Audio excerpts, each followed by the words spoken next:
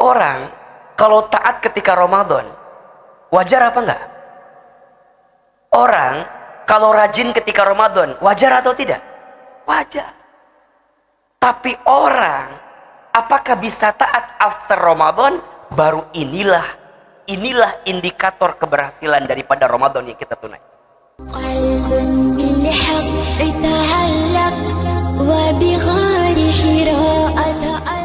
A'udzu billahi minasy syaithanir rajim. Bismillahirrahmanirrahim. Alhamdulillahi rabbil alamin. Ar-Rahmanir Rahim. Maliki yaumiddin. Iyyaka na'budu wa iyyaka nasta'in. Ihdinas siratal mustaqim. Siratal ladzina an'amta 'alaihim ghairil maghdubi 'alaihim waladdallin.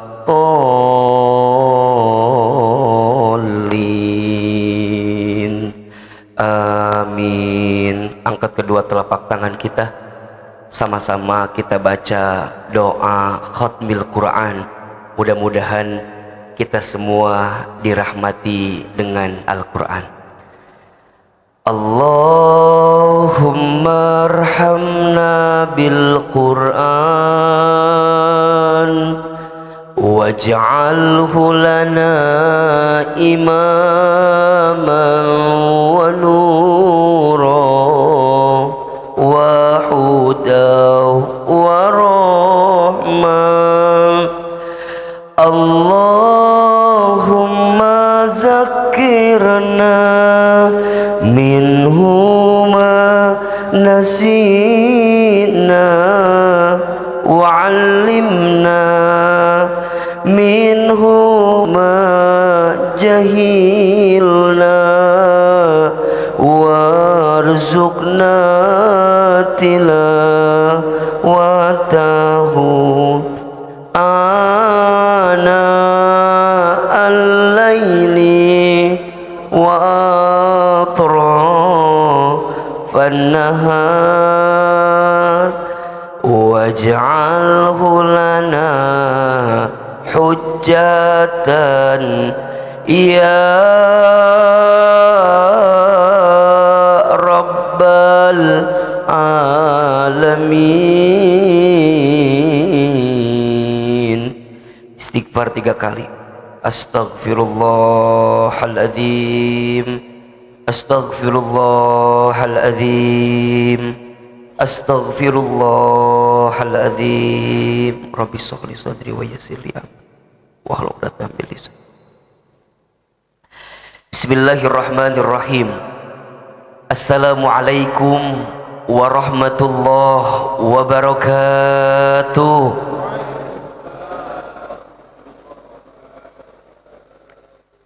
Subhanallahi wa bihamdihi, subhanallahil azim, adada khalqihi wa ridha nafsihi wa zinata arshihi wa midada kalimatihi. Ashhadu an la ilaha illallah wahdahu la syarikalah wa ashhadu anna muhammadan abduhu wa rasuluhu la nabiyya ba'dah.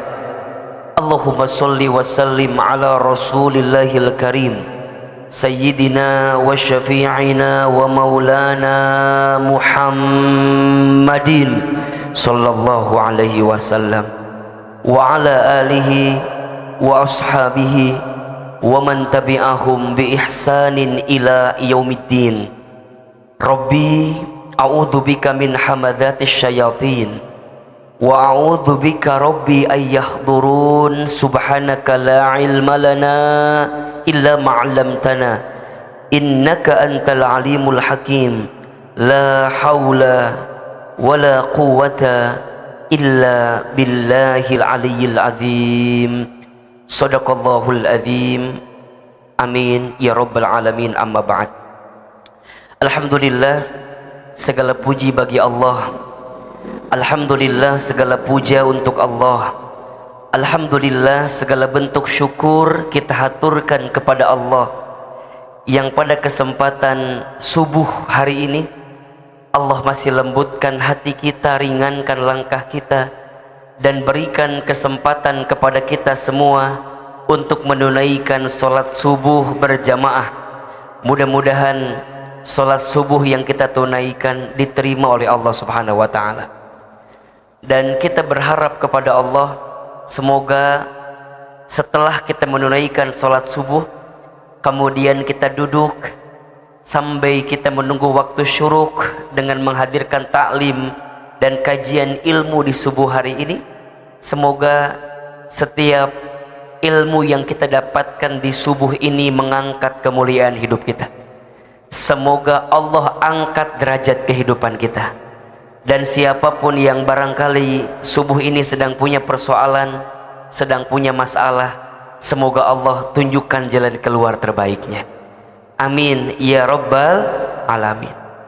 Bapak ibu sekalian, ayah bunda, hadirin jamaah Masjid Al-Ijtihad yang dirahmati Allah Subhanahu wa ta'ala, masih dalam suasana di bulan Syawal, maka di awal kajian ini Al-Fakir ingin mengucapkan taqabbalallahu minna wa minkum, taqabbal ya karim siyamana wa siyamakum kullu amin wa antum bi khair.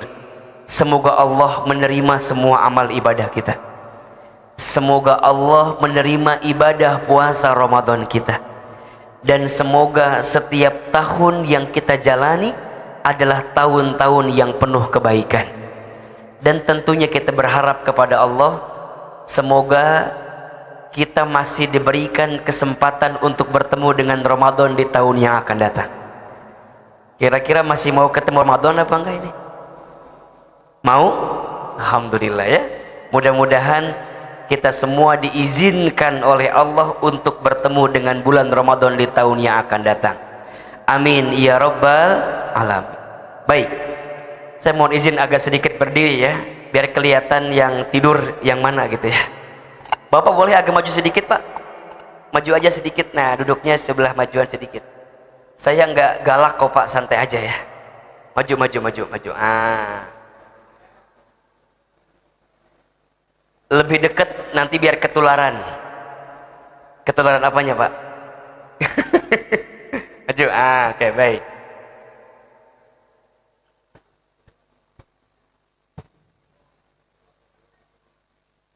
Baik. Iya. Baik, Bapak Ibu sekalian yang dirahmati Allah.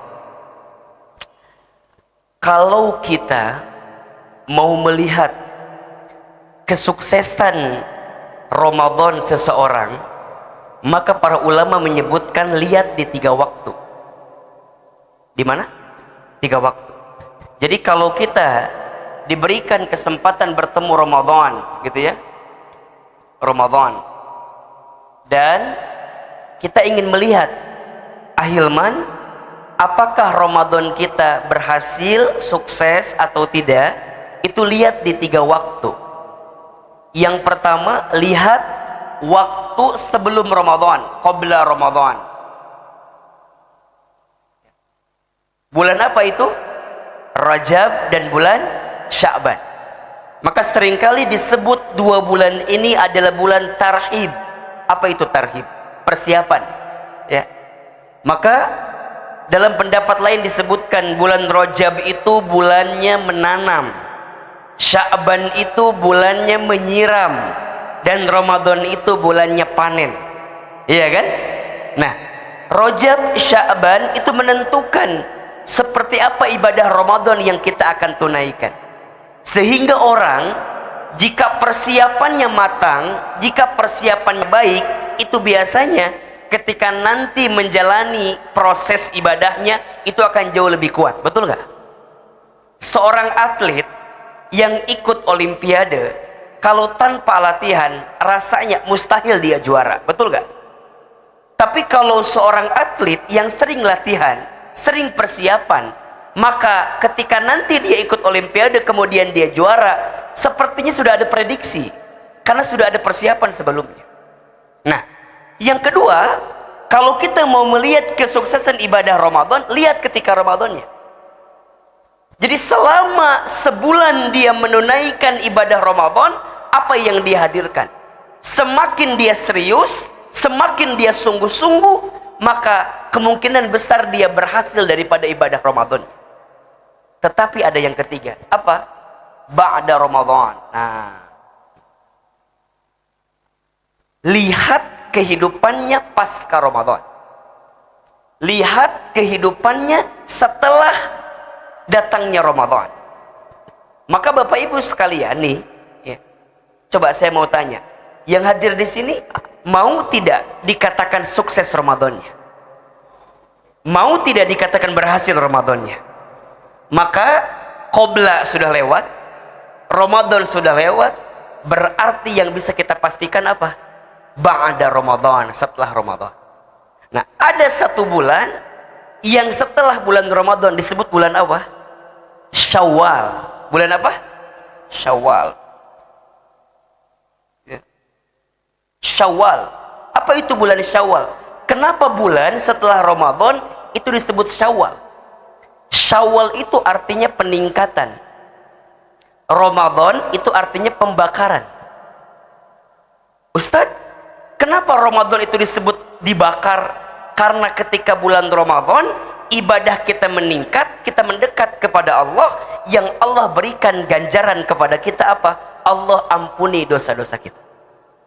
Makanya orang yang lulus Ramadannya, berhasil Ramadannya, selama 1 bulan dia ibadah, kemudian nanti dia bertemu dengan Idul Fitri, disebut dengan apa? Minal aidin wal faizin. Apa artinya?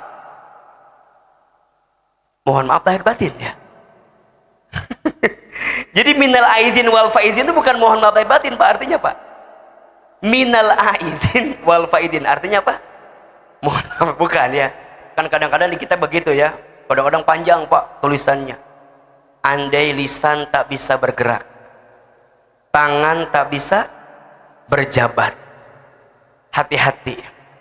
Itu ada indikasi apa Pak? Jadi minal aidin wal faizin itu apa artinya? Minal aidin, semoga kita menjadi orang yang kembali. Kembali kemana Hilman? Kembali kepada kesucian. Kembali kemana? Kepada kefitrahan. Kembali kemana? Kembali kepada keikhlasan dirinya sebagai seorang hamba di hadapan Allah Subhanahu wa ta'ala. Kenapa? Karena seseorang yang bertemu Ramadan, kemudian dia ibadah ketika Ramadan, berpotensi dihapuskan dosa-dosanya oleh Allah Subhanahu wa ta'ala. Makanya mohon maaf, ada orang yang rugi ketika berpisah Ramadan. Siapa mereka? Ada orang yang rugi ketika dia berpisah dengan bulan Ramadan. Siapa mereka? Ternyata orang yang rugi ketika berpisah dengan Ramadan adalah orang yang saat Ramadan pergi, sedangkan dosa-dosanya tidak diampuni oleh Allah Subhanahu wa ta'ala. Maka perhatikan, hampir semua ibadah yang ditunaikan di bulan Ramadan itu berpotensi mengampunkan dosa-dosa kita. Ibadah puasa mengampunkan dosa kita. Apa kata Nabi? Man soma Ramadana imanan wahtisaban ghufira lahu ma taqaddama min dhanbi. Barang siapa yang berpuasa di bulan Ramadan dengan penuh keimanan, dengan penuh pengharapan kepada Allah, maka diampuni dosa-dosa dia yang terdahulu. Salat qiyamul lail ketika bulan Ramadan berpotensi mengampunkan dosa kita. Man qama ramadhana imanan wahtisaban ghufira lahu ma taqaddama min dhanbi. Barang siapa yang salat qiyam di bulan Ramadan, ai salat tarawih, ai salat qiyamul lail di bulan Ramadan, maka diampuni dosa yang terdahulu. Bahkan ada satu malam di bulan Ramadan yang kita semua kejar untuk mendapatkannya. Apa namanya? Lailatul Qadar. Man qama lailatul qadri, barang siapa yang menghidupkan malam Lailatul Qadar dengan penuh keimanan, dengan penuh pengharapan, maka diampuni dosa dia yang terdahulu. Makanya kan ada satu doa ya yang kita bacakan di malam-malam 10 malam terakhir Ramadan. Salah satunya di malam Lailatul Qadar yang kita impikan dan kita harapkan Allah berikan kepada kita. Doanya apa? meminta kepada Allah agar diampuni dosa-dosa kita. Betul nggak? Allahumma innaka afuwun karim tuhibbul afwa fa'fu anni ya karim. Ya Allah, sesungguhnya engkau maha pemaaf dan engkau mencintai orang yang senantiasa meminta maaf, dan aku mohon ya Allah, ampuni dosa-dosaku ya karim, duhai Allah yang maha mulia. Berarti apa? Kita tuh minta kepada Allah agar dosa-dosa kita diampuni oleh Allah subhanahu wa ta'ala. Maka ketika kita Idul Fitri disebut dengan apa? Minal aidin, kita kembali. Bahkan disebutkan orang yang bertemu dengan Idul Fitri setelah 1 bulan penuh dia ibadah ketika Ramadan, maka dia seperti seorang bayi yang baru keluar dari siapa? Rahim ibundanya, bersih. Maka apa ujungnya? Wal faizin, dia menjadi orang yang menang. Berarti ahilman, mungkinkah orang menang kalau dia nggak kembali? Enggak. Mungkinkah dia menang kalau dia nggak kembali kepada kesucian? Tidak. Makanya mohon izin, mohon maaf. Kenapa ketika Idul Fitri identik dengan maaf-maafan, kan? Betul nggak?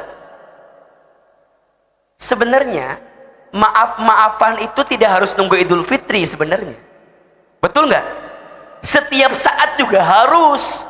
Tapi mohon maaf, kalau dengan datangnya Idul Fitri tidak mampu membersihkan hati kita, kalau dengan datangnya Idul Fitri tidak mampu melembutkan hati kita, butuh waktu kapan lagi yang harus bisa melembutkan hati kita? Jadi bahasa gampangnya begini dah, kalau ketemu Idul Fitri aja nih, yang suci, yang bersih, yang bening gitu, tidak mampu melembutkan hati kita untuk membersihkan di antara kita, maka butuh hari apa lagi? Makanya kalau ada yang nanya, Ustadz, emangnya kalau Idul Fitri harus maaf-maafan? Ya nggak harus nunggu Idul Fitri sebenarnya. Kalau kita tahu salah, ya kita minta maaf. Betul nggak? Kalau ada orang yang nyakitin kita, ya kalau kita maafin. Ini simple itu. Maka apa doa yang dianjurkan ketika kita Idul Fitri? Taqabbalallahu minna wa minkum taqabbal ya karim.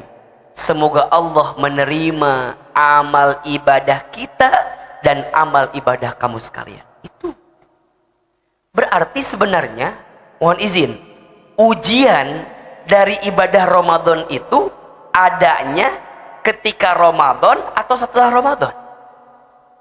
Hah? Jadi ujian yang sebenarnya itu ada ketika Ramadan atau setelah Ramadan? Setelah Ramadan. Orang kalau taat ketika Ramadan, wajar apa enggak? Orang kalau rajin ketika Ramadan, wajar atau tidak? Wajar. Tapi orang apakah bisa taat after Ramadan? Baru inilah indikator keberhasilan daripada Ramadan yang kita tunaikan. Maka disebut dengan Syawal. Syawal itu apa tadi artinya? Peningkatan. Berarti setelah Ramadan lewat, masuk bulan Syawal, berarti harus apa? Harus meningkat. Kalau ibadah kita di bulan Syawal ini meningkat, maka sudah terlihat ciri-ciri bahwa ibadah Ramadan kita berhasil di hadapan Allah Subhanahu wa ta'ala. Tapi kalau pas Syawal sudah mulai longgar ini, semangatnya sudah mulai kendur, ya, yang ada lebarannya, badannya lebar gitu maksudnya gitu ya. Karena ketika lebaran banyak apa? Ya, lupa kita dengan esensi daripada ibadah yang kita tunaikan itu. Nah maka pertanyaannya, Ahilman, apa yang paling penting setelah kita Ramadan? Jawabannya adalah istiqomah. Apa? Istiqomah. Nah, ini yang paling penting. Istiqomah. Apa itu istiqomah? Istiqomah itu artinya istimror, berkelanjutan, terus menerus. Kebaikan yang kita tunaikan di bulan Ramadan itu dilanjutkan di bulan-bulan setelahnya. Berarti ujiannya itu ada di 11 bulan lanjutannya.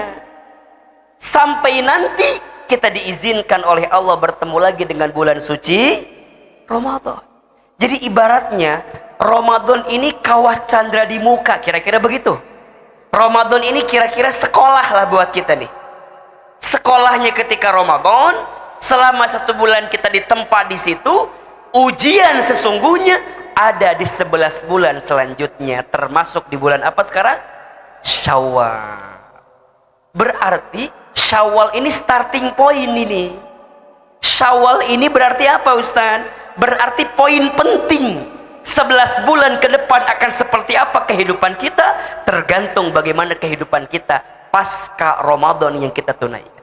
Sekarang pertanyaannya, Ahilman, apa indikator dari keberhasilan ibadah Ramadan kita yang harus kita siapkan untuk menyongsong 11 bulan ke depan? Setidaknya Bapak Ibu sekalian yang dirahmati Allah, ada 3. Ada berapa? Ya, ada 3 indikator keberhasilan ibadah Ramadan kita yang ini harus menjadi apa ya, panduan untuk melangkah dalam kehidupan kita ke depan. Yang pertama, indikatornya adalah setelah Ramadan berlalu, kita harus meningkat secara spiritual. Apa yang pertama? Spiritual. Apa itu spiritual? Spiritual itu adalah bagaimana rangkaian ibadah yang kita tunaikan itu bisa meningkatkan kedekatan dan ketaatan kita kepada Allah. Ingat ya, ibadah Ramadan yang kita tunaikan kemarin jangan hanya sebatas ritual, tapi harus menjadi apa? Spiritual. Bukan sesuatu yang hanya dikerjakan begitu saja, tetapi harus menjadikan kita apa? Lebih mendekat dan taat kepada Allah. Ini poinnya.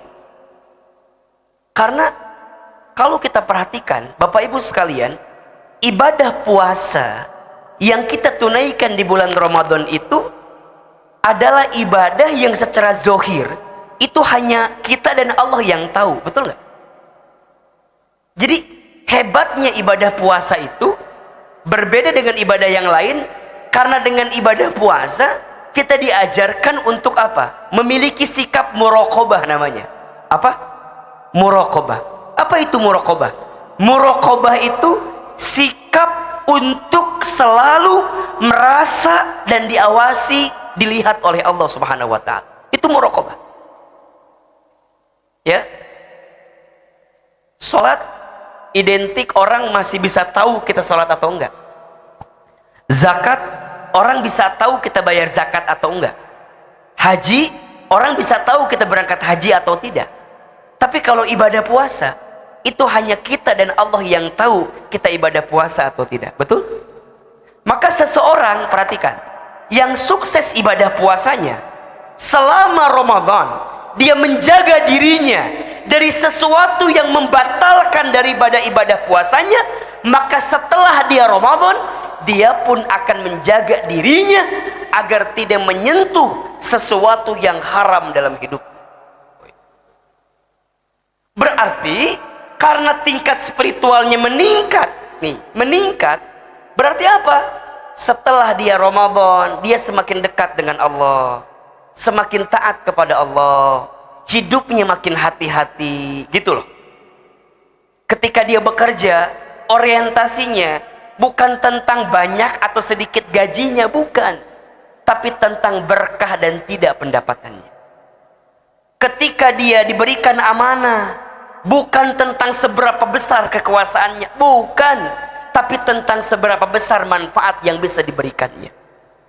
Ketika dia bisnis, bukan tentang omset untung ruginya, tapi dia berpikir halal haramnya. Ini halal gak ya? Ini haram gak ya? Halal dia ambil, haram dia tinggalkan. Kenapa? Spiritualnya semakin meningkat pasca Ramadan yang dia tunaikan. Jadi ibadah Ramadan yang dia tunaikan itu memberikan dampak dalam hidupnya untuk semakin dekat dengan Allah Subhanahu wa taala. Maka dikit-dikit kemudian dia mendekat kepada Allah, taat kepada Allah. Apa di antara cirinya? Nanti Bapak Ibu bisa lihat di Quran surat Ali Imran ayat 133. Apa kata Allah? A'udzubillahi minasyaitonirrajim. Wasari'u ila maghfiratin mir rabbikum wa jannatin arduhas samawati wal ard uiddat lil muttaqin. Lihat cirinya. Dia bersegera menuju ampunan Allah dan dia bersegera menuju surganya Allah. Dua.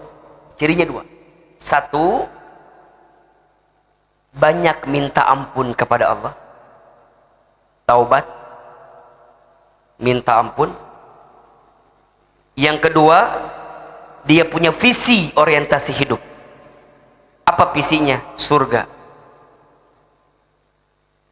Ini. Coba sekarang saya mau tanya, yang hadir di sini dosanya banyak atau sedikit? Banyak aja, banyak banget. Cius. Mie apa? Perhatikan ya, Bapak Ibu sekalian, Allah itu mencintai orang yang senantiasa bertobat dan orang yang senantiasa mensucikan diri. Innallaha yuhibbut tawwabina wa yuhibbul mutatahhirin. Berarti apa Ustaz? Pasca Ramadan kita berharap dosa kita diampuni oleh Allah, betul? Berarti setelah ini kita perbanyak minta ampun, bertaubat kepada Allah. Semoga Allah mengampuni dosa-dosa kita. Yang paling mahal dalam hidup kita itu apa? Saat Allah berikan kepada kita kesempatan bertaubat setelah kita berbuat maksiat. Itu yang paling mahal. Makanya saya seringkali sampaikan ya, hati-hati dengan dosa orang yang punya dosa. Dengan apa? Dosa orang yang punya. Nah, jadi selain dosanya, ini ada dosa orang yang punya dosa. Apa diantaranya Ahilman? Satu, dosanya orang yang punya dosa adalah saat dia merasa tidak punya dosa. Jadi merasa tidak punya dosa itu dosa. Coba, ada yang tidak punya dosa di sini? Kalau ada yang ngacung, eta dosana. Ya, merasa tidak punya dosa itu dosa. Makanya merasa soleh itu salah, merasa salah itu soleh. Ulangi, merasa soleh itu salah, merasa salah itu soleh. Merasa soleh itu salah, merasa salah itu soleh. Berarti makin kita menjalani hidup, makin kita ngerasa dosa kita banyak Ahilman. Iya. Tapi kita percaya justru kita merasa banyak dosa, di saat yang bersamaan kita akan meningkatkan kedekatan kita dengan Allah. Betul apa enggak? Makanya mohon izin ya, mohon maaf ya, Allah itu lebih mencintai orang yang banyak dosa kemudian dia bertobat daripada orang yang soleh sedangkan dia merasa tidak punya salah dalam hidupnya. Hati-hati. Yang kedua, dosanya orang yang punya dosa apa? Bangga dengan dosa. Kan ada ya orang yang bangga dengan dosa? Ada nggak kira-kira? Ada lah gitu ya. Bukan yang di Sony, yang di Sony, yang di sono gitu ya. Yang di sini mah insya Allah enggak ya. Enggak apa? Ya jauh beda. Jadi bangga dengan dosa. Ustaz, saya mau Ustaz, semua dosa udah gue lakuin Ustaz. Apa yang belum? Nyuri, hobi. Zina, kebiasaan. Bangga dengan dosa. Berarti apa? Dia lupa kepada Allah di saat itu. Yang ketiga, dosanya orang yang punya dosa, dia yang tidak mau bertobat dari dosa. Udah tahu salah, udah tahu ada dosa, tapi tidak mau bertobat. Dosanya orang yang punya dosa. Dan yang keempat, orang yang putus asa dengan ampunan Allah Subhanahu wa ta'ala. Jadi saat kita putus asa dengan ampunan Allah, dosa atau tidak? Dosa. Makanya mohon maaf ya, Allah itu ampunannya lebih luas, lebih besar dibanding dengan dosa-dosa kita. Tetapi ingat, jangan karena Allah maha pengampun Ustaz, Allah maha pemaaf, udah bikin dosa aja dulu. Jangan. Itu dosa yang kelima tuh, menyepelekan dosa karena kita menganggap kalau Allah maha pengampun. Naudzubillahi min. Berarti apa? Kalau tahu kita bikin dosa, tahu salah, segera bertaubat, minta ampun kepada Allah subhanahu. Maka orang yang spiritualnya meningkat, dia lebih tenang. Kenapa? Karena hidupnya hanya sibuk dengan perbaikan dalam dirinya. Evaluasi diri. Kalau bahasa ininya apa? Muhasabah. Apa? Muhasabah. Mohon izin ya, apa yang membuat kita sibuk dengan aib dan dosa orang lain? Apa kira-kira? Halo? Ibu-ibu tah biasa nama tah. Apa yang membuat kita sering sibuk dengan aib dan dosa orang lain? Jawabannya karena kita jarang dan tidak muhasabah diri. Betul apa enggak? Karena kita tidak pernah mengevaluasi diri. Betul apa enggak? Seakan-akan, mohon izin, mohon maaf, dosa yang di luar lebih besar, padahal kita boleh jadi dosanya lebih banyak. Betul? Ada bahasa begini, apa tuh? Semut di ujung apa? Semut di ujung lautan kelihatan, gajah di pelupuk mata kelewatan, kan begitu kan? Kenapa? Karena kita sibuk dengan kesalahan orang lain. Salah satunya karena kita jarang mengevaluasi diri, alias gampangnya jarang minta ampun kepada. Makanya mohon maaf ya, kalau bapak ibu nanya nih sama Ahilman nih, kira-kira saya teh doa apa lagi ya? Udah semua doa saya minta, kira-kira doa apa lagi? Kalau kita pusing, udah banyakin doa minta ampun aja. Kan kadang-kadang, Ustadz, saya minta apa lagi ya? Udah minta nih semua Ustadz. Kadang-kadang kita ini sibuk minta keinginan kita sama Allah, tapi kita lupa minta ampun kepada. Padahal rumusnya ya, kalau Allah sudah ampuni dosa kita, jangankan kita minta yang lain, Allah kasih sama kita. Nabi SAW itu tidak pernah kurang dari 100 kali beristighfar setiap hari. Betul nggak? Itu Nabi, itu Rasul, surganya pasti, hisabnya aman, amalnya banyak, dosanya dimaksum, tidak ada. Tapi tidak pernah kurang dari berapa kali? 100 beristighfar. Kita siapa? Nabi? Bukan. Rasul? Bukan. Surga? Belum jelas. Hisab? Masih menegangkan. Amal? Dikit. Dosa? Ya Rabbana ya Karim. Butuh cara apa lagi? Maka ayo perbanyak istighfar, minimal. Itu minimal. Astagfirullahaladzim, astagfirullahaladzim, astagfirullahaladzim. Tanda orang yang dilembutkan hatinya oleh Allah adalah orang yang senantiasa minta ampun kepada Allah. Berarti makin dia ngaji, makin dia belajar, makin dia merunduk, dan makin sadar kalau dia tidak memiliki apa-apa kecuali semua diberikan oleh siapa? Allah. Hati-hati ya dengan sifat sombong yang membuat iblis tidak akan pernah masuk surga karena punya sifat apa? Sombong. Berarti kita manusia tidak boleh sombong. Jangan besar kepala, nanti nggak cukup helm. Ya, terus gimana? Belajar merendah, ya. Jangan meninggi karena kita bukan langit. Belajarlah merendah karena kita hidup di muka bumi. Apa sih yang kita punya dalam hidup kita? Ada nggak? Nggak ada. Semua hanya titipan dari siapa? Dari Allah. Berarti ingat ya, kalau kita ditimpa musibah, diberikan ujian, catat baik-baik. Wa ma asobakum mim musibatin fabima kasabat aidikum wa ya'fu an katsir. Dan apa-apa musibah yang menimpa kamu sekalian itu disebabkan karena ulah tangan perbuatan kamu sekalian. Berarti apa? Karena ada dosa yang pernah kamu lakukan. Jelas? Oke.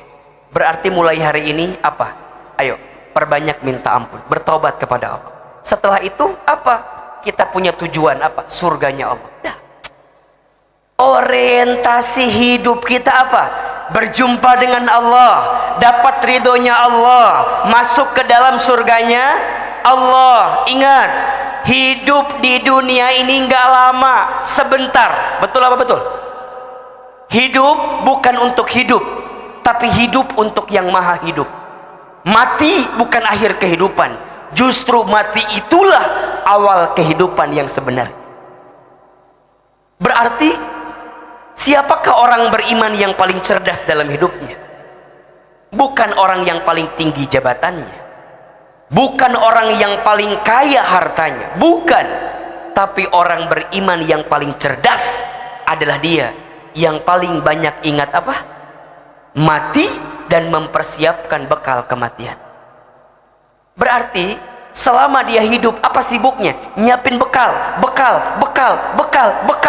Karena dia nggak pernah tahu sampai kapan Allah berikan kesempatan hidup kepada diri. Mohon maaf, ada atau tidak sahabat kita, saudara kita, tetangga kita yang tahun lalu masih ketemu Ramadan sama kita, Ramadan tahun ini nggak ketemu lagi sama kita? Ada apa nggak? Banyak atau sedikit? Banyak. Boleh jadi kita pun demikian. Kemarin kita diberikan kesempatan Ramadan, belum tentu tahun depan kita bertemu lagi dengan Ramadan. Berarti apa, Hilman? Selama kita diberikan kesempatan hidup, jangan sia-siakan. Kecuali kita punya orientasi kebaikan dalam hidup kita. Apa? Ingin ridhonya Allah, ingin surganya. Kalau hidup kita udah begitu tuh, udah nikmat. Tolong catat baik-baik ya. Yang membuat hidup kita tidak akan pernah mendapatkan kebahagiaan apa? Karena hidup kita orientasinya hanya sebatas urusan dunia. Ibu bapak, dunia ini makin dicari makin capek. Betul apa enggak? Capek enggak sih? Capek. Tapi Ustadz gimana? Nggak usah nyari dunia. Bukan nggak usah nyari dunia, silahkan cari dunia, tapi dunia itu jadi wasilah untuk mendapatkan apa? Akhirat. Itu poinnya. Jadi bukan nggak boleh nyari dunia, kata siapa? Boleh, tapi jadikan dunia untuk wasilah mendapatkan urusan apa? Akhirat. Berarti sekarang mohon maaf, kalau dunia nggak dapat jangan stres, kalau dunia nggak dapat jangan frustasi, karena ini hanya apa? Hanya alat. Hanya alat. Berarti masih ada alat lain atau tidak? Masih. Ini pentingnya hidup nih. Orientasi kita kudu karena Allah, ingin ridhonya Allah, masuk surganya Allah. Itu berarti saat dia bisnis nggak akan sikut kiri sikut kanan. Kenapa? Zalim, nipu orang, haram hukumnya. Percuma dia dapat, tapi hilang keberkahan. Ketika dia berumah tangga, maka dia akan jaga betul rumah tangganya. Kenapa? Bukan semata-mata tentang cinta antar pasangan di rumah tangga, tapi tentang pertanggungjawaban di hadapan Allah Subhanahu wa ta'ala. Saat dia diberikan amanah, diberikan kedudukan, diberikan posisi, bukan tentang jabatannya, tapi tentang manfaat yang bisa diberikan selama dia menjabat dalam kehidupannya. Itu poin. Berarti punya orientasi nih, jelas surganya Allah. Hidupnya untuk siapa? Allah. Hidupnya karena siapa? Allah. Hidupnya di jalan siapa? Allah. Inna solati wa nusuki wa mahyaya wa mamati lillahi rabbil. Berarti mohon izin, yang dia kedepankan maunya dia atau maunya Allah? Saya ulangi, Orang yang spiritualnya meningkat, yang dia kedepankan maunya dia atau maunya Allah? Maunya Allah. Berarti dia akan berpikir, Allah ridho nggak ya? Allah suka nggak ya? Allah cinta nggak ya? Allah mengizinkan kita nggak ya? Itu yang dia pikir. Bukan semata-mata tentang maunya dia. Kenapa Ustaz? Kalau maunya kita pasti ada batasnya, betul apa enggak? Dan mohon maaf ya, kalau hidup kita dititik beratkan pada kesibukan orientasi dunia, maka kita akan dibuat lelah dengan itu semua. Kata Imam Ibnu Qayyim al-Jauziyah, dunia ini seperti bayangan. Seperti apa? Bayangan. Semakin engkau kejar, semakin apa? Nih, ini kita, ini bayangan kita. Kita kejar bayangannya, apa yang terjadi? Dia semakin lari kan? Kita kejar lagi, makin lari. Kita kejar lagi, makin lari. Terus gimana Ustadz? Berbaliklah. Maksudnya apa? Ganti orientasinya. Bukan tentang dunia, tapi tentang akhirat. Dunia jadi wasilah, jadi jalan. Saat dia membalik, bayangannya ikut apa enggak? Itulah dunia. Berarti orang yang ibadah Ramadannya berhasil, setelah Ramadan ini selesai, meningkat spiritual, meningkat ketakwaannya. Dia lakukan perintah Allah, dia tinggalkan larangan Allah. Apa diantaranya berarti? Ayo, ibadahnya makin digiatin berarti. Apa contohnya? Mohon izin, mohon maaf. Setelah ibadah puasa Ramadan, berarti ada ibadah puasa sunnah kan di bulan Syawal, betul nggak? Berapa hari? 6 hari, betul? Barang siapa yang ibadah puasa di bulan Ramadan, kemudian dilanjutkan dengan puasa sunnah 6 hari di bulan Syawal, maka dia mendapatkan pahala seperti berpuasa berapa lama? 1 tahun. Insyaallah. Ada yang nanya, Ustadz, kodok dulu apa Syawal dulu? Itu pertanyaan 7 turunan. Nanya terus. Mau kodok dulu boleh atau tidak? Boleh. Mau Syawal dulu boleh atau tidak? Boleh. Dua-duanya ada pendapatnya. Ada yang mengatakan harus kodok dulu karena harus yang wajib dulu Ustadz. Boleh. Ada yang mengatakan Syawal dulu karena waktunya terbatas. Boleh. Boleh apa enggak? Yang tidak boleh yang mana? Kodok hente, Syawal hente, nanya tak. Kadang-kadang sok gemes tahnya. Jadi silakan, mau kodok dulu mangga, mau Syawal dulu silakan. Dua-duanya ada kebaikan. Syukur-syukur kalau kita bisa menyempurnakan seluruhnya. Qadha disempurnakan di bulan Syawal, termasuk puasa sunnah Syawal karena batasnya di bulan Syawal, kita tunaikan di bulan Syawal. Ayo bismillah. Yang belum sempat puasa karena masih ngabisin nastar kan ya, dan masih ngabisin biji ketapang tadi itu ya, ayo besok hari apa? Senin, insyaallah. Besok hari Senin di bulan Syawal, pas juga dengan puasa hari Senin sunnah biasanya. Ayo niatin, besok mau mulai puasa nyawalan kalau bahasa orang kita, betul nggak? Ayo bismillah. Senin, Selasa, Rabu, Kamis, Jumat, Sabtu, minggu depan Lebaran lagi. Beli baju lagi pak, kan udah tamat bajunya. Kuatin bismillah. Ayo, berarti istiqomah pasca Ramadan, spiritualnya meningkat, ibadahnya meningkat. Apa contoh tadi? Puasa sunnah, sholat qiyamul lail. Kalau ketika Ramadan kita ada taraweh ya, maka setelah Ramadan pastikan sholat tahajud kita tidak tertinggal. Ketika Ramadan kita baca Quran, betul? Berapa hatam kemarin Quran kita? Bapak berapa juz habis kemarin? Juz mangga habis, juz alpukat habis pak. Ayo yang belum sempat buka lagi Al-Quran setelah Ramadan kemarin, buka lagi. Ayo lanjutkan. Jangan sampai peningkatan ibadah di Ramadan terhenti, justru dilanjutkan. Bahkan ulama menyebutkan begini, kunu robbaniyin wala takunu ramadhaniyin, gitu kan? Jadilah kalian hamba Allah, jangan menjadi hamba Ramadan. Maksudnya apa? Jangan hanya taat ketika Ramadan, ya. Jangan hanya taat ketika Ramadan, justru harus makin taat ketika setelah Ramadan. Infak sedekah, ayo perbanyak lagi, meningkat, ayo. Ustaz udah habis kemarin duitnya, ya kurangin dikit lah, nggak apa-apa kalau sekarang, ya.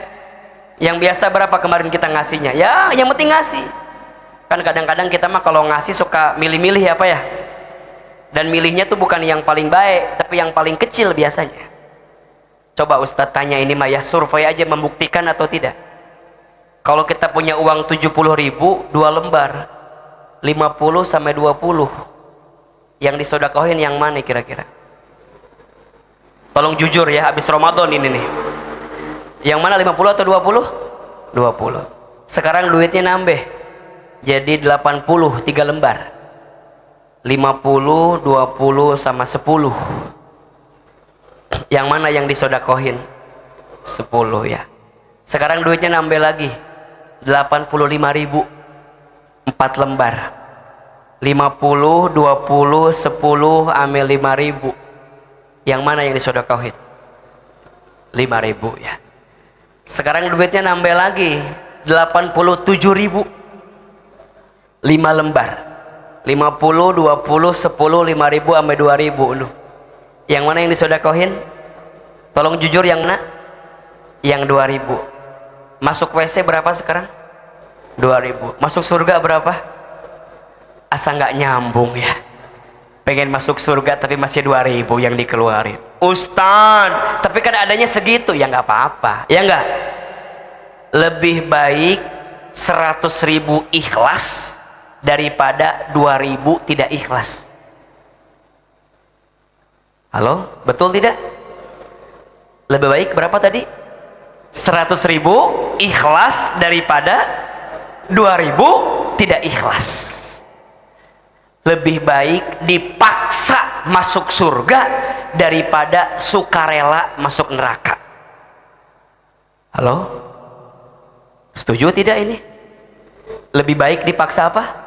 Masuk surga daripada sukarela masuk neraka. Jadi dipaksa, kudu dipaksa. Kenapa? Karena keistiqomahan kita pasca Ramadan itu dilihat dari tingkat spiritual kita. Makin dekat sama Allah, makin taat kepada Allah, dan dia yakin, 1, banyak minta ampun, 2, banyak berharap kepada Allah dengan surganya Allah. Yang kedua, ya, orang yang ibadah Ramadannya berhasil, meningkat sisi sosialnya. Apa? Sosial. Apa itu sosial, Ustaz? Berarti pasca Ramadan dia makin peduli kepada orang lain. Alladzina yunfiquna fis sarra'i wad-dharra'i. Dia gemar berinfak dalam keadaan lapang maupun dalam keadaan sempit. Ibu bapak, jadi orang jangan pelit. Kenapa? Orang yang pelit itu jauh dari apa, Ustaz? Jauh dari pertolongan Allah. Bener? Ya enggak? Ibu punya tetangga pelit, suka apa enggak? Hah? Ibu punya tetangga pelit, suka apa enggak? Enggak. Ibu punya tetangga dermawan, suka apa enggak? Suka. Udah mah dermawan, rajin bersyukur lagi. Pak syukur banget itu mah Pak. Dermawan, kemudian bersyukur, itu mah juara, itu udah bener. Paling juara itu. Dermawan dan pandai bersyukur, itu paling juara tuh. Orang yang berinfak, rajin sedekah, berarti dia dekat dengan apa? Pertolongan Allah. Wallahu fi aunil abdi, maka nal abdu fi auni akhihi. Allah akan menolong hambanya selama hambanya menolong saudaranya. Berarti kalau kita mau ditolong sama Allah harus banyakin apa? Sedekah sama orang, harus banyak ngasih sama orang. Ustadz, kalau sedekah boleh nggak pakai harta? Boleh. Ingat ya, sedekah itu nggak harus pakai duit. Senyum aja sodako atau bukan? Sodako. Tabassumuka fi wajhi akhika laka sodako. Senyummu di wajah saudaramu adalah sodako. Punya tetangga, bantu orang, sodako atau bukan? Punya waktu, kemudian dipakai buat bantu orang, sodako atau bukan? Sodako. Makanya orang ini mohon izin ya, kalau senyum aja kagak mau, pelit biasanya. Yang gratis aja nggak mau, apalagi yang ngeluarin duit. Makanya orang yang murah senyum, rizkinya murah atau enggak? Murah pak. Senyum ini penting, nggak usah jauh-jauh lah. Ibu bapak ikut interview di perusahaan, kalau kita datangnya cemberut, males nggak orang yang interview? Nih orang ada masalah apa sih di rumahnya? Iya enggak?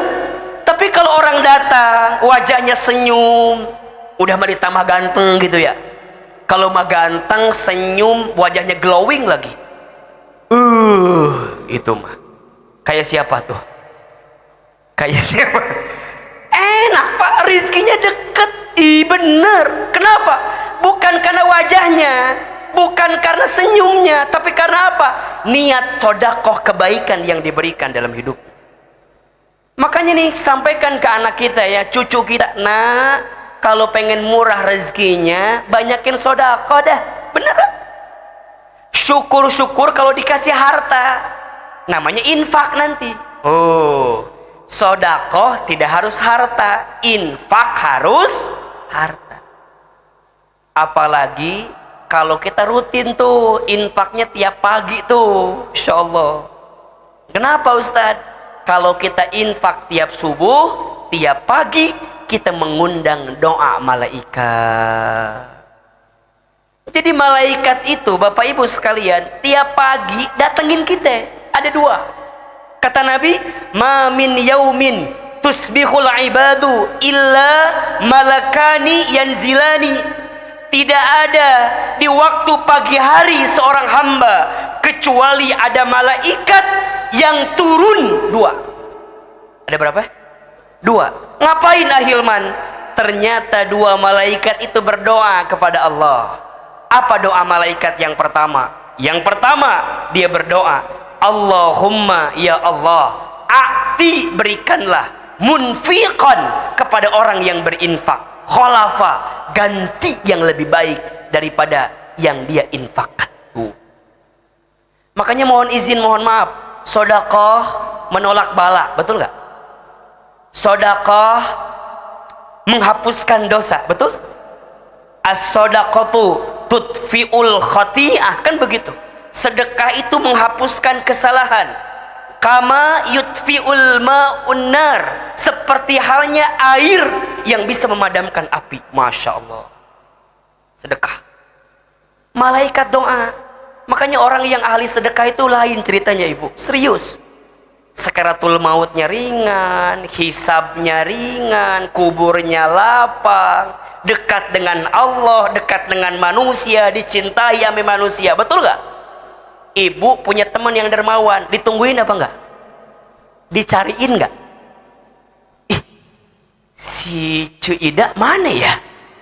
Wih, dia orang yang dermawan Ustaz, dicariin. Tapi mohon maaf, ada malaikat yang kedua mendoakan. Apa doanya? Allahumma ya Allah, a'ti, berikanlah, mumsikan, kepada orang yang pelit, medit, kopet, koret, apalagi nih bahasa Tangerangnya kira-kira nih? Hah? Medit, kopet, koret, medit, pelit, meregeh ese, cap jahe, buntut kasir lah pokoknya. Apa? Talafa, binasakan dia dengan harta yang dia miliki. Na'udzubillahimin. Makanya orang ini ada filosofi namanya terima kasih. Apa namanya? Terima kasih. Apa artinya? Seberapa banyak yang ingin kita terima tergantung yang kita kasih. Makin banyak yang kita kasih, makin banyak yang kita terima. Maka orang yang berhasil ibadah Ramadannya, pasca Ramadan dia makin peka dengan orang lain. Tahu. Dan yang terakhir, orang yang sukses ibadah Ramadannya adalah orang yang secara emosionalnya makin baik. Gimana Ustadz? Hatinya makin lembut, makin baik, pandai memaafkan, nggak mudah marah. Di sini ada yang suka marah-marah apa enggak? Ada yang suka marah-marah? Jangan marah-marah ya, nanti cepat apa? Cepat tua nanti, ya. Apa kata Nabi? La taghdab walakal jannah. Jangan marah bagimu surga. Perhatikan ya. Satu kali Nabi menyampaikan kepada para sahabat, ala ukhbirukum an tuharrima alaihimun nar. Maukah aku beritahukan golongan orang-orang yang tidak akan tersentuh api neraka? Siapa? Golongan yang tidak akan tersentuh api neraka. Siapa Ustadz? Ada 4 kata Nabi. Yang pertama, hayyin, orang yang tenang, menenangkan. Hidupnya tuh adem gitu, tenang, nggak mudah tersulut emosi, nggak dikit-dikit marah dikit-dikit, enggak. Dia pandai memaafkan orang lain, dia pandai untuk memahami orang lain, begitu. Nabi itu luar biasa Pak, hayyinnya luar biasa. Satu kali dikisahkan ada seorang pemuda dari Arab Badui datang ke masjid. Nabi lagi ngumpul sama sahabatnya di masjid tuh. Tiba-tiba pemuda itu kencing di dalam masjid. Coba sekarang saya mau nanya tuh, kalau bapak lagi di masjid nih, tiba-tiba ada pemuda kencing di masjid, kira-kira di kamar kita diapain? Mungkin kalau kita apa ya kira-kira? Nempelin dia, bener nggak? Percis. Sahabat juga sama, kesel ketika ada pemuda yang datang tiba-tiba pipis di dalam masjid. Sahabat kesel, pada berdiri semua. Apa kata Nabi? Shh, duduk, jangan dimarahi. Kenapa? Biarin pemuda itu menyelesaikan hajatnya. Sekarang saya tanya, Nabi cerdas apa enggak? Pinter apa enggak? Tenang apa enggak? Kalau pemuda itu lagi kencing, dimarahin, apa yang terjadi? Mungkin dia akan lari, betul enggak? Kalau lari, itu airnya kemana-mana, bener enggak?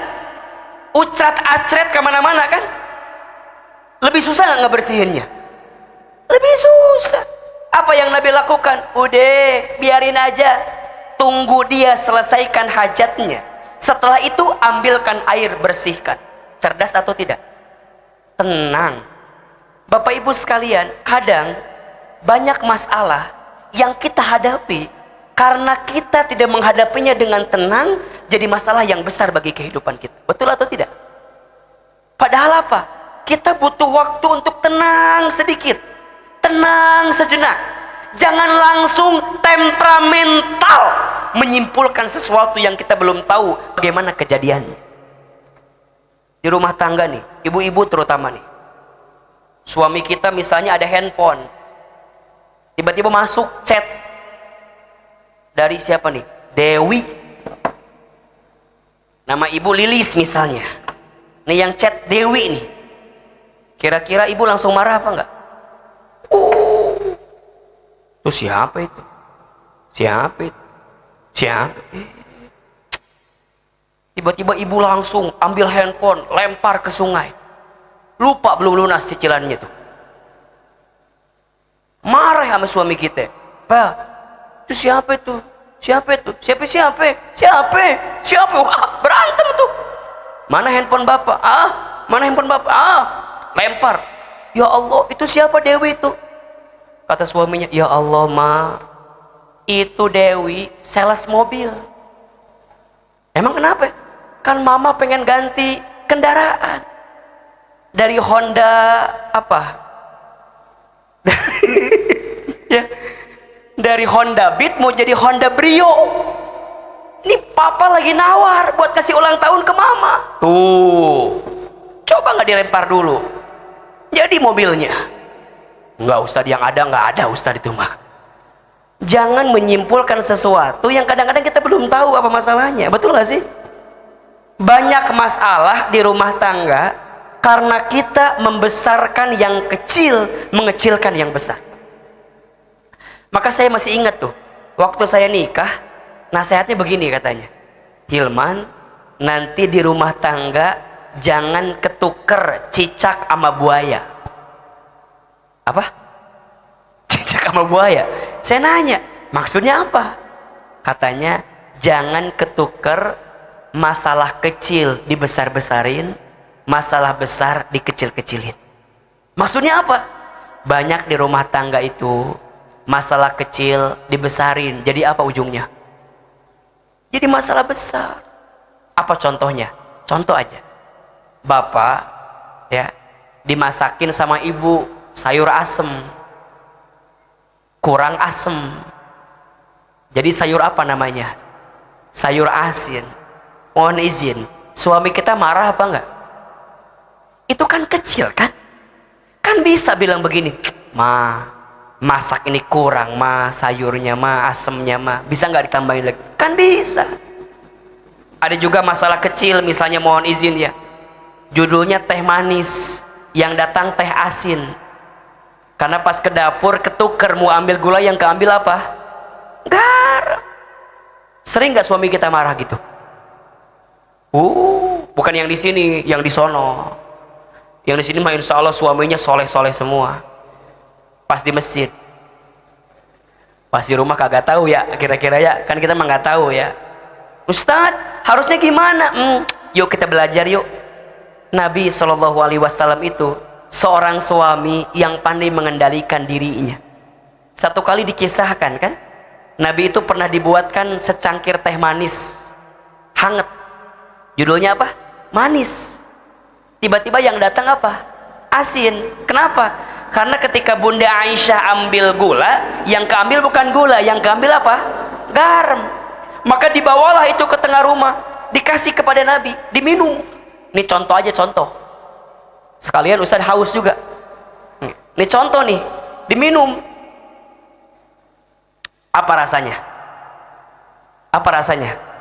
Asin kan? Coba, saya mau nanya nih, kalau suami ibu judulnya teh manis, rasanya asin, kira-kira gimana? Marah apa enggak? Lu mah udah nikah sama gua 15 tahun, kagak bisa bedain gula sama garam. Besok gua beliin gula 1 tronton buat lu. Kadang-kadang marah pak. Istri digituin, sakit apa enggak bu? Di mana sakitnya?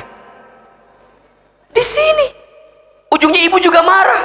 Pak, kamu tuh nggak pernah hargain aku sedikit aja. Apa kata ibu? Hargain pak. Suami ibu jawab, lu bukan masalah hargain neng.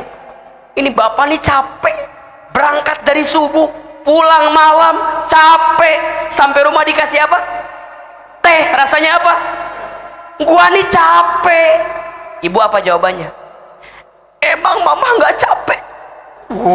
Mama juga capek pak.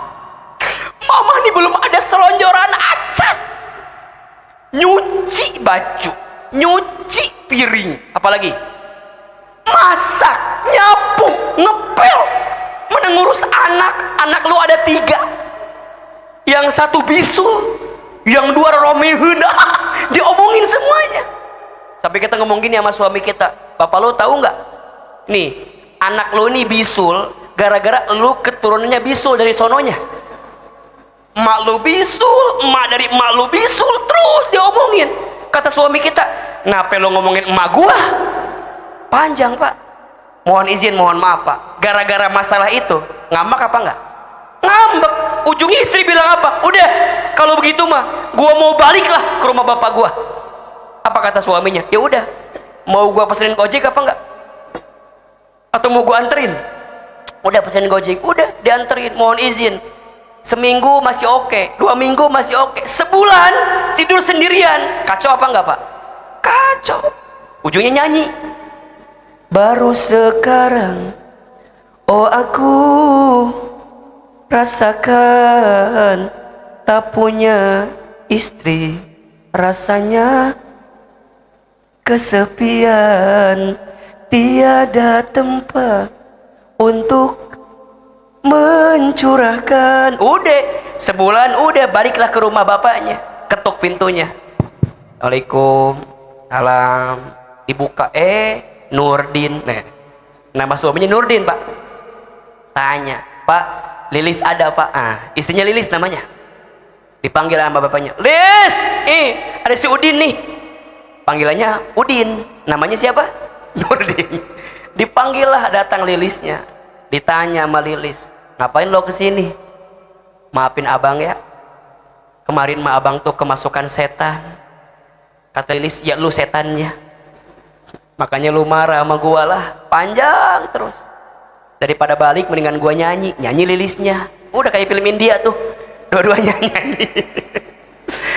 Kadang-kadang Pak, mohon maaf ya, itu masalahnya tadi apa? Urusan apa tuh?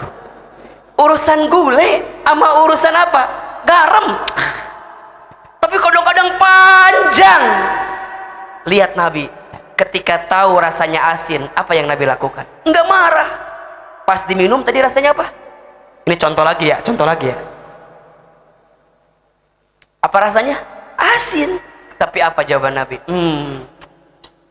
Istriku, lihat kalimatnya, sungguh nikmat teh yang engkau buatkan malam ini.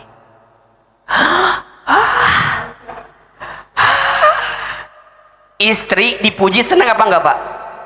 Senang apa enggak? Senang. Ingat ya, perempuan itu paling senang 3. 1 dipuji, 2 diperhatiin, 3 dibelanjain. Setuju Bu? Ibu setuju? Ulangi ya, perempuan itu paling senang diapain? 1 diapain? Dipuji, 2 diperhatiin, 3 dibelanjain. Pak, kalau istri kita sakit kepala jangan dikasih obat, ajak jalan aja ke Tang City. Apa yang mall yang paling keren di sini tuh? Deket Tang City ya, ajak aja Pak. Udah pasti habis sono istri bapak sembuh. Bapak yang sakit kepala Pak ya. Jadi diajak ke sono ya. Serius selesai, dipuji. Aisyah, Bunda Aisyah senang. Masa iya. Kata Nabi, tapi sayang kenapa? Aku sudah lama tidak pernah minum teh berdua denganmu. Sungguh nikmat teh ini, tapi aku sudah lama tidak pernah minum teh berdua denganmu. Maukah malam ini engkau minum teh berdua denganku? Mau ya Rasulullah. Apa di antara kebiasaan Aisyah? Aisyah tuh kebiasaannya, kalau Nabi minum sebelah kanan bibirnya, maka Aisyah pun minum sebelah kanan. Tuh, nggak kayak kita. Kita mana nanya sama suami kita, tadi belah mana lo bibir lo? Kenapa enggak? Gue mah takut corona sama lu. Mendingan kalau lo kanan gua kiri, kadang-kadang gitu. Harusnya kan sunnahnya di tempat itu romantis, diminumlah set. Apa rasanya? Asin. Pas tahu asin, apa yang terjadi? Itu disimpan minumannya, langsung Aisyah sujud di kakinya Nabi, minta maaf. Ya Rasulullah, mohon maaf, tadi aku mau ambil gula, yang keambil apa? Garam. Apa yang Nabi lakukan? Kumi Aisyah, bangun. Dibangunkan Aisyah, dicium keningnya. Contoh, jangan dibayangin ya, dicium keningnya, dicium, malah dicium. Jangan minta maaf. Kalau tadi engkau tidak salah meletakkan gula dan garam, mana mungkin aku bisa minum teh berdua denganmu malam ini. Pertanyaan saya, Nabi marah atau enggak sebenarnya? Mungkin marah ya, mungkin ya. Tapi caranya itu luar biasa loh. Tenang, menenangkan. Dalam kisah lain disebutkan, itu ketika tahu rasanya asin, diminum semua. Diminum. Sampai Aisyah bertanya, ya Rasulullah, kok nggak nyisain buat aku? Kan gitu. Nabi itu punya kebiasaan, kalau minum pasti dibagi dengan istrinya. Tapi malam itu diminum semua. Aisyah kaget, kenapa diminum semua? Apa kata Rasulullah? Aisyah, aku minum semua airnya karena rasanya asin. Aku tidak mau bibirmu yang manis itu menyentuh air yang asin. Ibu pengen gak punya suami kayak Rasulullah? Jawab, mau gak ibu? Mau apa enggak? Ibu ngaca apa enggak? Udah kayak Khadijah belum? Udah kayak Aisyah atau belum? Itu betul atau tidak? Dua, orang yang tidak akan tersentuh api neraka siapa Ustadz? Layin, orang yang lembut, melembutkan. Lisannya terjaga, pikirannya baik sangka, tidak sinis, tidak pesimis, tidak suka memponis. Kenapa? Ada kelembutan dalam hidupnya, nggak kasar. Kenapa? Sesuatu yang dibalas dengan kasar tidak akan pernah menghadirkan kebaikan dan kebahagiaan. Tapi yang dihadirkan dengan kelembutan, maka itu yang akan sampai ke dalam hati yang paling mendalam. Yang ketiga, orang yang tidak akan tersentuh api neraka, qarib, orang yang dekat mendekatkan. Dan yang keempat, sahlin, orang yang memudahkan urusan orang lain. Ada berapa golongan? 4. Satu apa? Hayyin, orang yang tenang menenangkan. 2, layyin, orang yang lembut melembutkan. 3, qarib, orang yang dekat mendekatkan. 4, sahlin, orang yang memudahkan urusan orang lain. Maka Bapak Ibu, perhatikan 3 indikator tadi ya. Spiritual, sosial, emosional. Setelah Ramadan ini selesai, kita harus menjadi pribadi yang 3 hal itu. Makin meningkat kedekatan dengan Allah, makin baik kepada sesamanya, dan makin terkendali emosinya. Wal kadhiminal ghaidha wal 'afina 'anil nas wallahu yuhibbul muhsinin. Orang yang bertakwa itu orang yang pandai menahan marah, pandai memaafkan orang lain, dan orang tersebut adalah orang yang senantiasa berbuat kebaikan. Ayo, hidup kita nggak lama di dunia ini ya, jadi orang baik ya, karena pada akhirnya jadi terkenal, jadi kaya, jadi hebat, jadi nggak penting saat kita kembali kepada Allah. Jadi orang baik aja. Itulah yang akan menjadi kekuatan kita untuk mendapatkan kebaikan di hadapan Allah Subhanahu wa taala. Faman ya'mal mithqala dzarratin khairan yarah wa may ya'mal mithqala dzarratin syarran yarah. Mudah-mudahan bermanfaat. Mohon maaf lahir dan batin, yang benar semuanya dari Allah, yang salah dari hamba yang banyak kehilapan dan banyak kesalahan. Terakhir juga mohon maaf, harusnya Ramadan kemarin kita ada jadwal di Al-Ijtihad, tapi qadarullah karena waktu kita yang agak cukup sulit Ramadan kemarin untuk datang ke sini, maka Ahilman langsung ganti hari Minggu di bulan Syawal ini perdana insyaallah. Mudah-mudahan ini jadi tausiah halal bihalal di antara kita semua yang hadir. Setelah dari sini kita saling minta maaf, saling membersihkan hati di antara kita. Jangan sampai ada orang yang berpisah dengan Ramadan tapi masih ada kebencian dan kedengkian di hati kita semua. Terakhir, mari kita akhiri dengan doa kafaratul majlis. Subhanakallahumma bihamdika asyhadu an la ilaha illa anta astaghfiruka. Sayyidul istighfar. Allahumma anta rabbi la ilaha illa anta khalaqtani wa ana abduka wa ana ala ahdika wa wa'dika mastata'tu a'udzu bika min syarri ma sana'tu abu'u laka bi ni'matika alayya wa abu'u bi dzambi faghfirli fa innahu la yaghfiru dzunuba illa anta. Istighfar 3 kali. Astaghfirullahal adzim, astaghfirullahal adzim, astaghfirullahal adzim. Subhana rabbika. Al-Fatihah. A'udzu billah. Alhamdulillah. Ar-Rahmanir-Rahim. Ya. Wabillahi taufiq wal hidayah. Wassalamualaikum warahmatullahi wabarakatuh.